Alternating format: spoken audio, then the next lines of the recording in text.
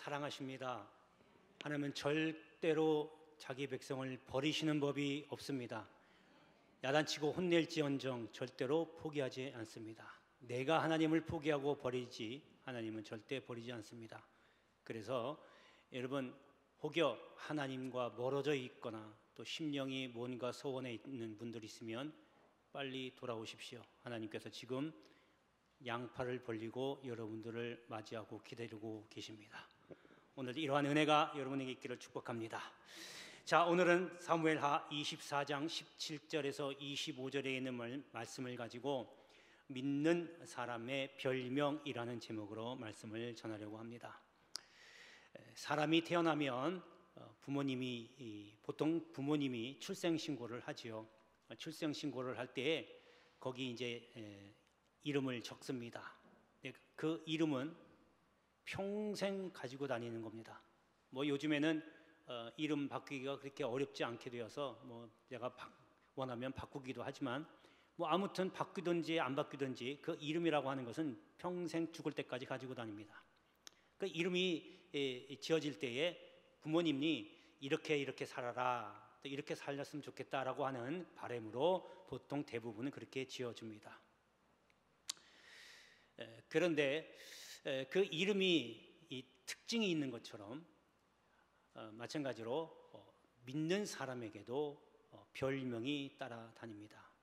그러니까 사람이 살면서 꼭 이름만 갖고 사는 건 아니잖아요. 뭐 또 다른 이름, 닉네임이라고 하는 별명을 가지게 되는데 그 사람이 독특한 특징을 가지고 많이 붙이게 되죠. 뭐 빠리빠리한 사람 보고 뭐 날쌘돌이라고도 하고 또 키가 큰 사람 보고 키다리 뭐 이렇게 얘기도 하고 뭐 이렇게 땅딸 맞게 한 뭐 이 땅딸이라고도 짓기도 하고 뭐 이렇게 여러 가지 많은 특징을 붙여서 쓰기도 합니다.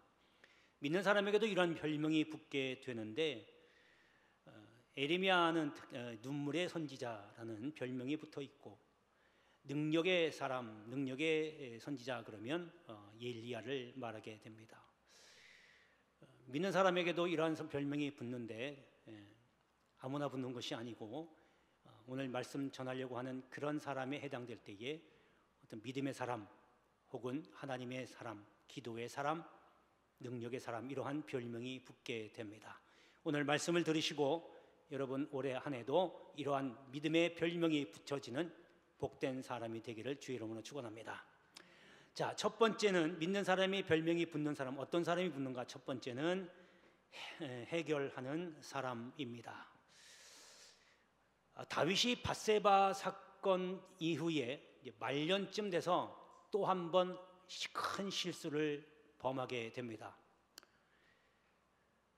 요압 장군, 군사령관인 요압 장군을 시켜서 전국을 다니면서 인구 조사를 하라고 시킵니다. 요압은 굳고 반대를 하죠. 어찌 그러십니까? 그러나 다윗은 강행합니다. 자, 이 모습을 보니까 왜 다윗이 그렇게 인구 조사를 했냐? 당시에 국력의 상징은 인구수였거든. 지금은 뭐 무기를 얼마만큼 많이 가지고 있느냐, 최신식 무기가 있냐 없냐 따라 달라질 수도 있겠지만 이 당시에는 인구수가 많으면 국력이 강한 걸로 쳤어요. 그래서 지금 다윗은 말년 때에 이스라엘이 지금 태평해졌고 주변 나라를 다 평정했고 주변 나라들로부터 조공도 받고 하니까 이 정도면 내가 참 많이 했다라고 드러내고 싶었던 거예요. 그러니까 하나님이 보시니까 괘씸하거든요. 그래서 하나님이 징계를 내립니다. 벌을 내립니다. 그래서 다윗에게 너 3가지 내가 벌을 내릴 건데 네가 선택하라는 거예요. 7년 동안 가뭄을 겪을래? 3년 동안 도망자 신세로 살래? 아니면 3일 동안 전염병으로 고생할래?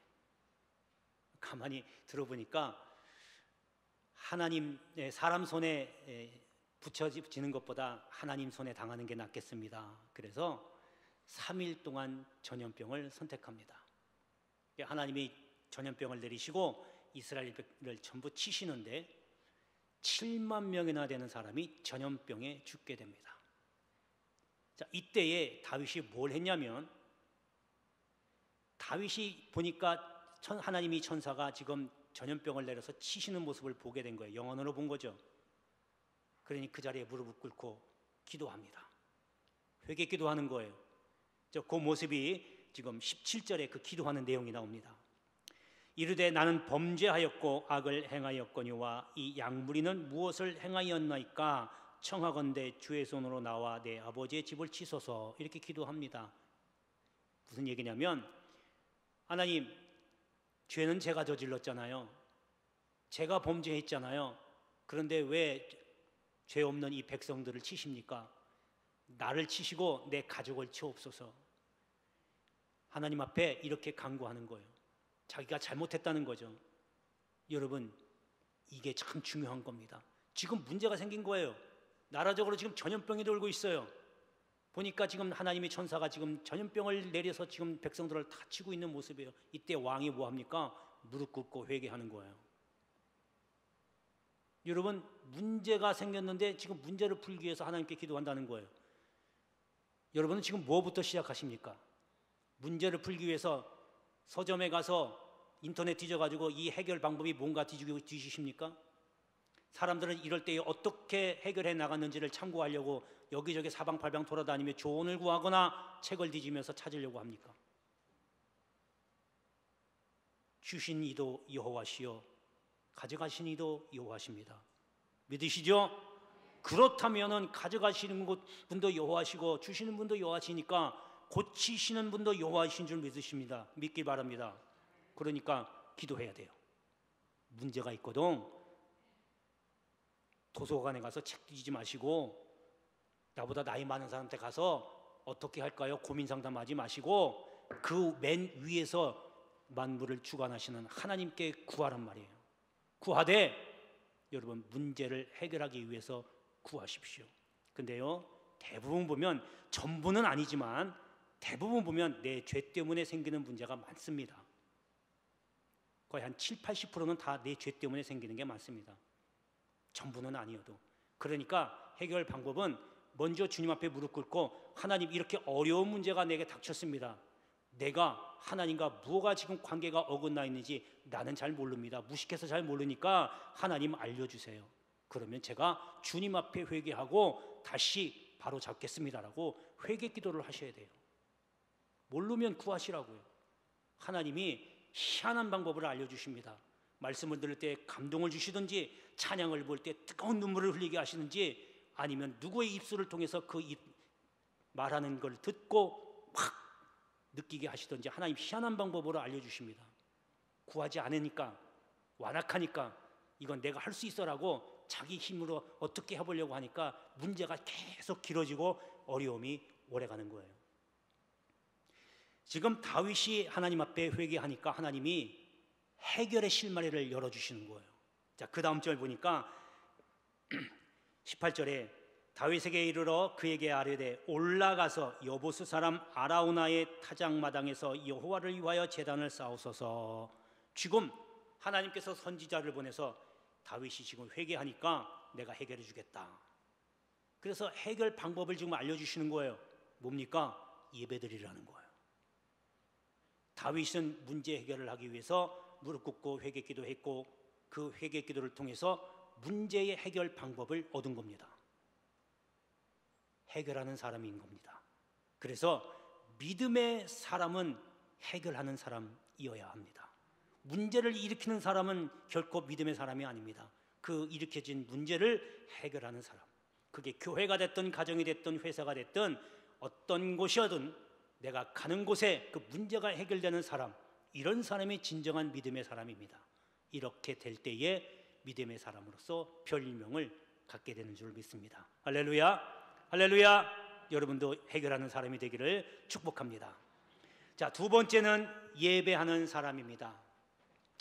예수님께서 복음을 전하시다가 이제 사마리아 땅으로 들어가십니다.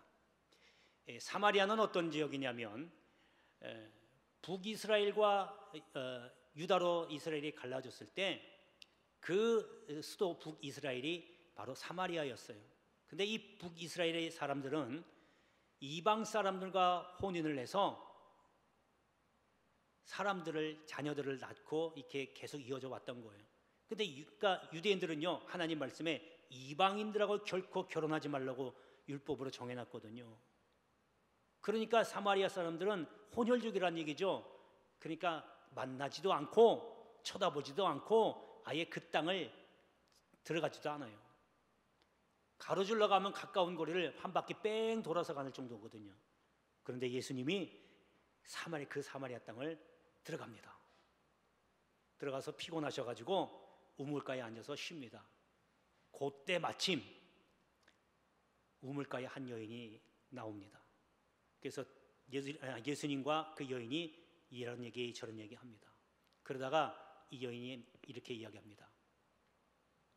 우리는 이 산에서 예배를 드리는데 유대인들은 예루살렘에서 드린다 하답니다. 이렇게 얘기를 해요. 그러니까 예수님이 하시는 말씀이 이 산에서도 하지 말고 예루살렘에서도 하지 말라. 이제 진짜 예배 드릴 때가 온 건데 바로 이때라고 하시면서 그다음 뭐라고 하시냐면 아버지께 참되게 예배하는 자들은 영과 진리로 예배할 때가 오나니 곧 이때라. 아버지께서는 자기에게 이렇게 예배하는 자들을 찾으시니라. 이렇게 말씀하십니다. 그러니까 예배 드릴 때 장소가 중요하다는 게 아니에요. 영과 진리로 드리는 게 정말 중요하다고 하는 주님이 가르쳐 주시는 거예요. 그렇다고 교회 안 나가도 되겠네? 여러분, 그런 얘기가 아니에요. 영과 진리는 뭐냐면 영은 성령을 뜻합니다. 진리는요, 진리의 영, 뭐예요? 성령이거든요. 곧 영과 진리로 예배드려라 하는 얘기는 성령을 내 마음에 품고 예배드려라 그 얘기예요. 그런 자들을 하나님이 찾으시고 만나주시고 복 주신다는 거예요. 자, 그러면 도대체 성령으로 예배드리는 게 어떤 예배인가 하는 것이 중요하겠죠. 두 가지로 말씀드리면, 여러분 만약에 예를 들어서 아주 높으신 분이 여러분 집에 방문한다고 해보세요. 식사하러 온대요. 대접을 해야 되잖아요. 여러분 어떻게 하실 겁니까?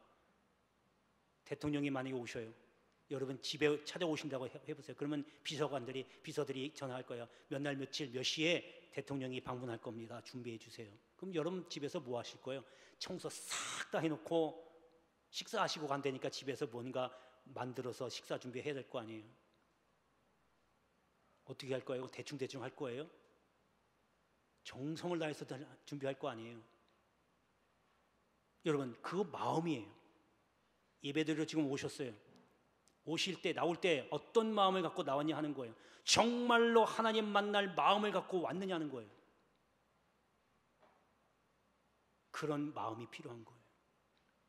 근데 그 마음이요, 사람들은 모르잖아요. 알 수 있는 방법이 하나 있어요. 여러분 정말로 하나님 사모하는 마음, 정성을 다해서 마음을 다해서 하나님을 만나러 오는 그 마음이 있다라고 하면 예배드리는 모습, 예배드리는 태도가 달라요. 예배드리러 올 때 하나님 만나고 정말 사모해서 만나야 되겠다는데 여러분 슬리퍼 택택 끼고 머리 헝클어지고 잠옷 빨아면 오는 사람은 아무도 없어요. 그건 이미 마음이 없다는 얘기거든요. 예배 말씀 들을 때도 꾸벅꾸벅 졸고 다른 생각하고 핸드폰 쳐다보고 이런 사람이 정성스럽게 예배드리러 왔다? 절대 아닙니다. 하나님 그런 사람을 안 만나주는 거예요. 첫 번째는 마음과 태도고요. 두 번째는 로마서 12장을 보면 거룩한 산 제물로 드리라는 말이 있어요. 이것은 너희 영적 드릴 예배라. 영적인 예배, 곧 성령으로 드리는 예배다 그거예요. 거룩한 산 제물은 뭐냐? 여러분 밖에 나가서 하나님의 말씀대로 사는 거, 말씀에 순종하면서 사는 거, 이것이 영적 예배, 곧 산제물로 드리는 예배입니다. 그러니까 말씀에 순종하는 건 게 뭐예요? 미워하지 말라고 그러면 미워하지 마세요. 원수 삼지 말라고 했으면 원수 삼지 마세요. 수군수군 되지 말라고 했으면 수군수군 되지 말고, 비방하지 말고 비판하지 말라면 비판해서는 안 돼요. 이게 거룩한 산제물이 되는 겁니다. 근데 우리는 자기 하고픈 대로 다 하잖아요. 속에서 감정 나오는 대로 다 입으로 쏟아내잖아요. 그러면서 주일날 와서는 거룩거룩 찾죠. 그게 진정한 영적 예배냐고요. 성령으로 드리는 예배가 아닙니다. 이 두 가지를 만족시켜야, 그런 마음을 갖고 오늘 예배당에 와야 하나님이 만나주시고 그런 사람이 드리는 예물을 받으시고 복 주신다는 거예요. 여러분, 누구는 복 받고 누구는 복을 못 받고, 누구는 복을 많이 받고 누구는 복을 조금 받고, 왜 이런 차이가 나요? 많은 이유가 있지만 그 중에 여러분, 예배를 어떻게 드렸냐, 그리고 그 예배를 하나님이 얼마나 받으셨냐에 따라 차이가 나는 겁니다. 그러니까 저 사람 예배 잘 들어서 복 받았다고 시기 질투해서는 안 되고, 모든 문제가 내가 하나님께 예배 잘못 드려서 그렇구나 먼저 인정하고 아까 말씀드린 대로 회개하고 고치면 돼요. 그런데 오늘 본문에 보면요, 자 21절입니다.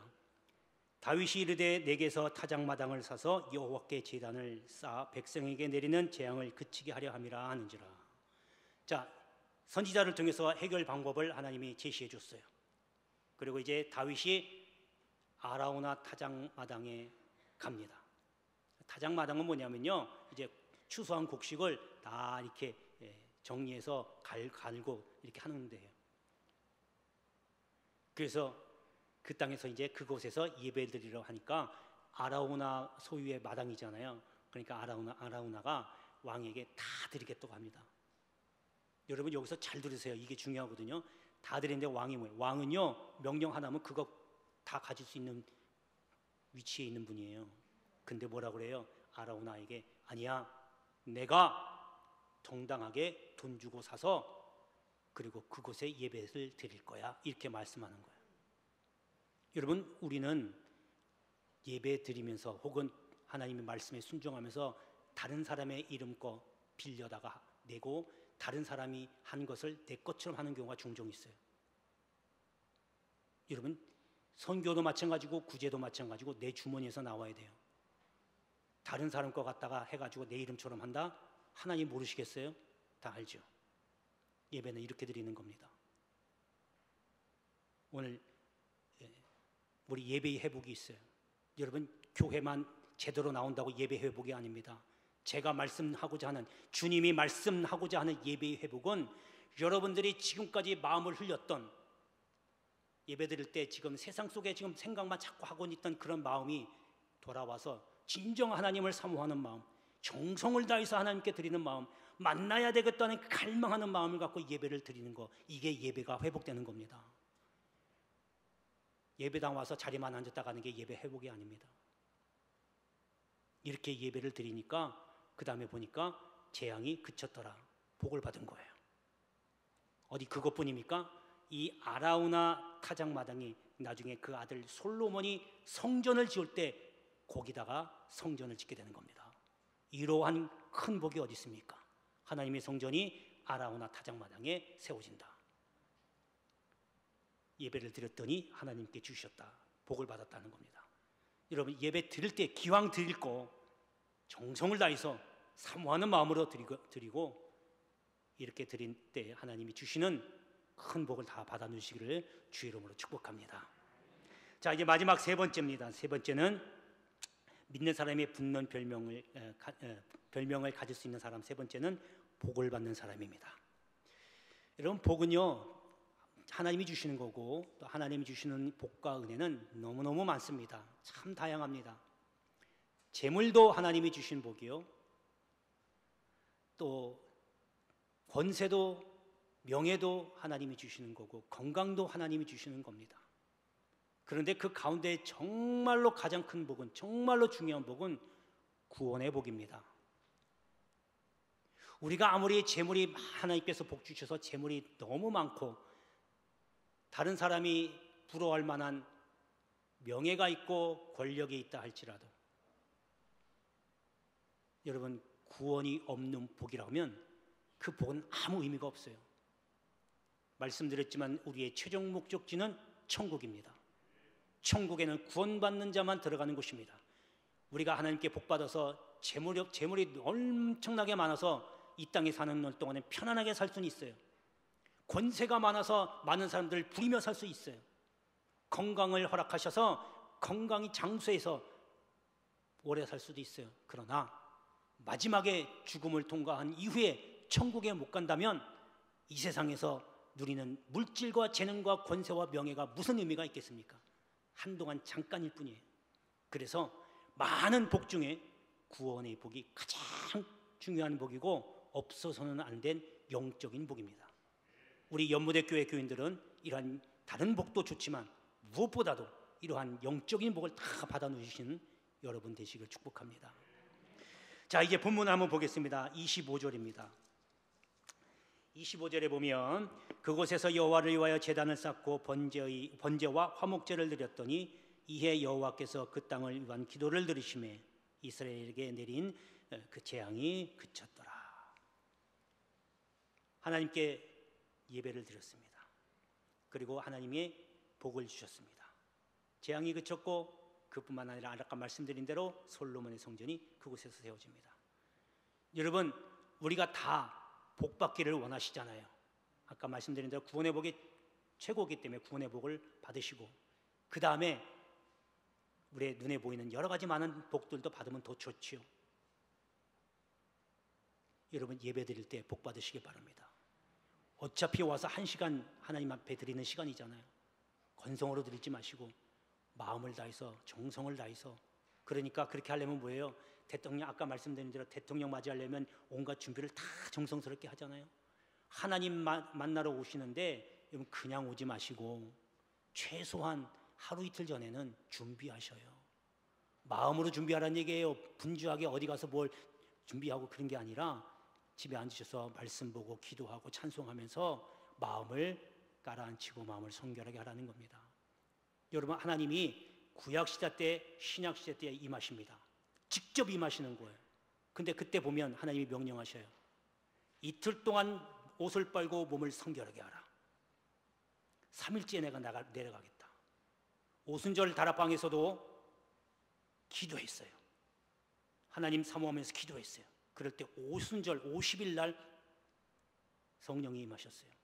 3일째 되는 날, 바로 출애굽한 지 50일 되는 날 하나님이 임하셨어요. 임하시기 전에 우리가 준비해야 될 게 바로 성결입니다. 그러니까 예배 드리면서 하나님 만날 때 오시기 전에 미리 성결을 유지하시고 준비하십시오. 이건 고리따분한 얘기가 아니라 하나님이 거룩하기 때문에 우리도 거룩해야 된다는 겁니다. 그렇게 해서 하나님 만나고 하나님께 주시는 복을 다 받아 누리는 여러분 되시길 주의 이름으로 축원합니다. 자, 기도하겠습니다. 은혜로우신 아버지 하나님 감사합니다. 믿는 사람